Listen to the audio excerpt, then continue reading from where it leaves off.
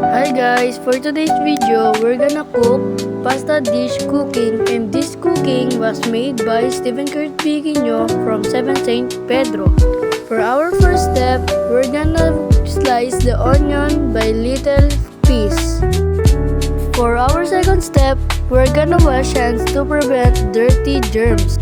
And for our third step, we're gonna cut the garlic into small pieces. And after that, we're gonna cut the hot dog by little piece.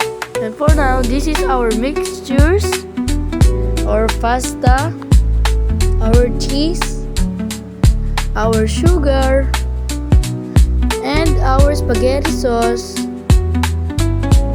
and ang ginili. Ikalima, ilagay ang ating pasta sa kaldero at antayin itong lumambot. Ika-anim, maglagay ng mantika sa kaldero para sa ating sauce. Sunod, ilagay ang ating bawang at sibuyas.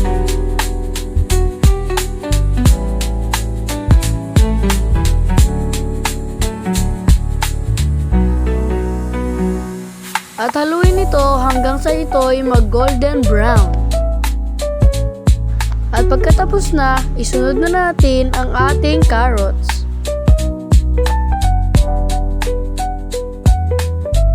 Sabay, ihalo natin ito kasama ang bawang at sibuyas.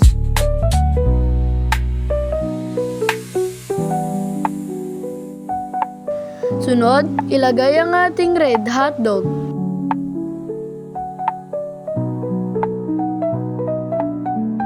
At haluin ito hanggang sa magisa ang ating bawang at sibuyas. Sunod, ilagay ang giniling sa ating kaldero. At pagkatapos ito, ilagay na natin ang ating pasta sauce.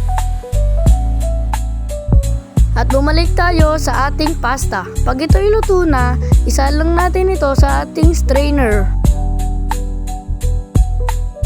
At ating tignan kung luto na ang ating sauce. Pag ito'y luto na, ito'y ating ilagay sa ating pasta. Pagkatapos, lagyan natin ito ng cheese para may kaunting fillings.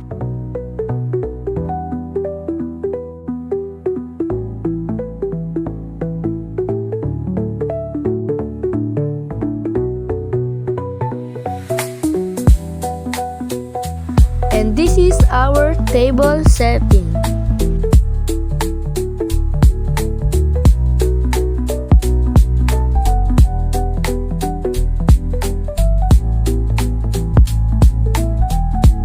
And this is our taste test.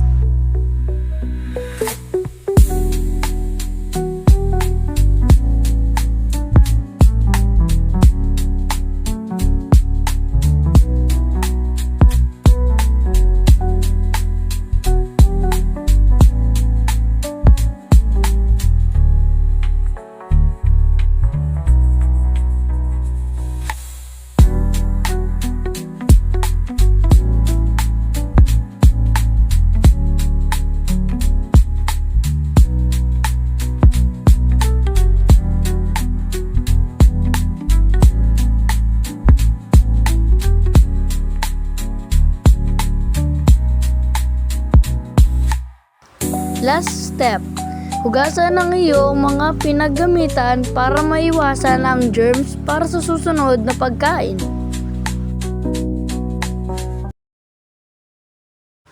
Ayun lang, bye-bye! Maraming salamat!